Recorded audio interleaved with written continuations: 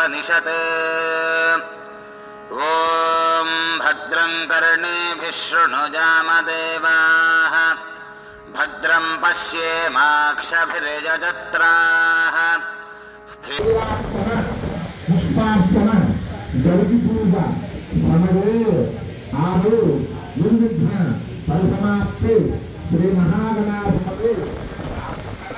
नमस्कारं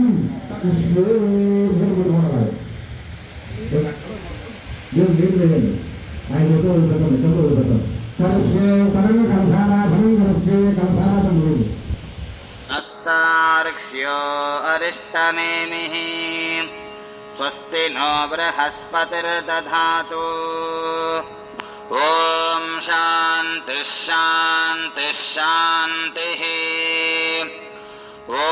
लन्नमस्ते गणपतये त्वमेव प्रत्यक्षं तत्त्वमसि त्वमेव केवलं कर्तासि त्वमेव केवलं धर्तासि त्वमेव केवलं हर्तासि त्वमेव सर्वं खल्विदं ब्रह्मासि त्वं साक्षादात्मासि नित्यं ऋतं वच्मि सत्यं वच्मि अवत्वं माम् अववक्तारम् अवश्रोतारम् अवदातारम् अवधातारम् अवानोचानमवशिष्यम् अवपश्चात्तात् अवपुरस्तात् अवोत्तरात्तात् अवदक्षिणात्तात् अवचोर्ध्वात्तात् अवाधरात् अवदक्षिणात्तात् अवचोर्ध्वात्तात्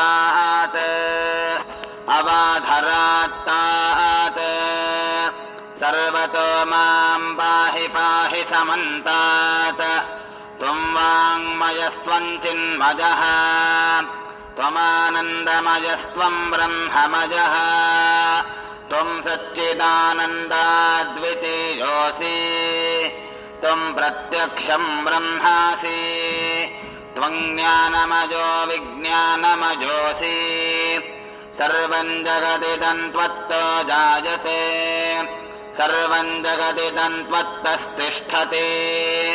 सर्वं जगदिदं त्वयि लयमेष्यति सर्वं जगदिदं त्वयि प्रत्येति त्वं भूमिरापो नलो निलो नभः त्वं चत्वारि वाक्पदानि त्वं गुणत्रयातीतः त्वं देहत्रयातीतः त्वं कालत्रयातीतः त्वं मूलाधारे स्थितोऽसि नित्यं त्वं शक्तित्रयात्मकः त्वां योगिनो ध्यायन्ति नित्यं त्वं ब्रह्मा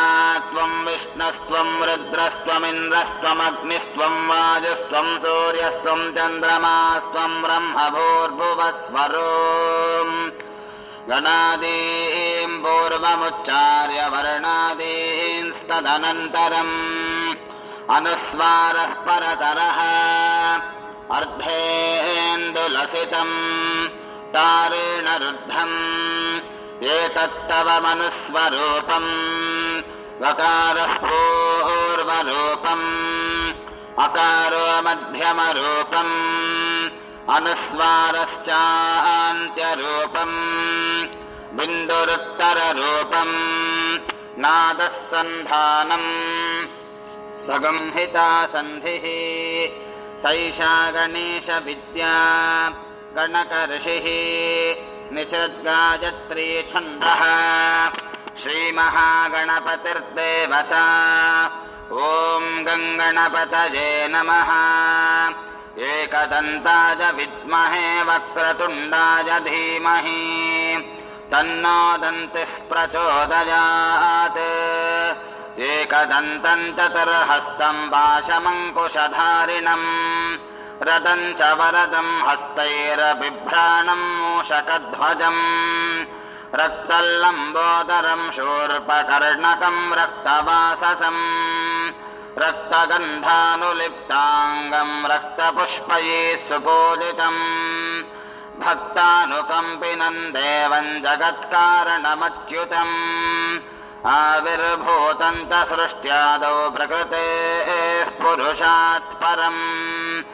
एवं ध्यायति जो नित्यं स योगी योगिनां वरः नमो व्रातपतये नमो गणपतये नमः प्रमथपतये नमस्ते स्तुलम्बोदराजैकदन्ताय विघ्नविनाशिने शिवसुताय श्रीवरदमूर्तये नमो नमः एतदथर्वशीर्षंयोधीते स ब्रह्मभूजाय कल्पते स सर्वविघ्नैर्न बाध्यते स सर्वतः सुखमेधते स पञ्चमहापापात् प्रमुच्यते सायमधिजानो दिवसकृतं पापं नाशयति प्रातरधिजानो रात्रिकृतं पापं नाशयति सायं प्रातः प्रयुञ्जानः पापो पापो भवति धर्मार्थकाममोक्षं च विन्दति इदमथर्वशीर्षमशिष्याय न देयं यो यदि मोहात् दास्यति स पापीयान् भवति सहस्रावर्तनाद्यय्यं काममधीते तन्तमनेन साधयेत अनेन गणपतिमभिषिञ्चति समाग्मी भवति चतुर्थ्यामनश्नं जपति स विद्यावान् भवति इत्यथर्वणवाक्यम् ब्रह्माद्याचरणं विद्यान्न बिभेति कदाचनेति यो दूर्वाङ्कुरैर्यजति स वै श्रवणोपमो भवति यो लाजैर्यजति स यशोवान् भवति स मेधावान् भवति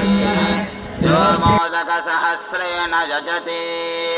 स वाञ्छितफलमवाप्नोति यः साध्यसमिद्भिर्यजति स सर्वल्लभते स सर्वल्लभते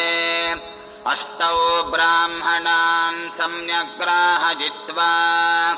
सूर्यवर्चस्वी भवति सूर्यग्रहे महानद्यां प्रतिमासन्निधौ वा जप्त्वा स सिद्धमन्त्रो भवति महाविघ्नात् प्रमुच्यते महादोषात् प्रमुच्यते महापापात् प्रमुच्यते महाप्रत्यवायात् प्रमुच्यते स सर्वविद्भवति स सर्वविद्भवति य एवं वेद इत्युपनिषत् भद्रं कर्णेभिः शृणुयामदेवाः भद्रं पश्येमाक्षभिर्यजत्राः स्थिरैरङ्गैस्तुष्टुवागुंसस्तनूभिः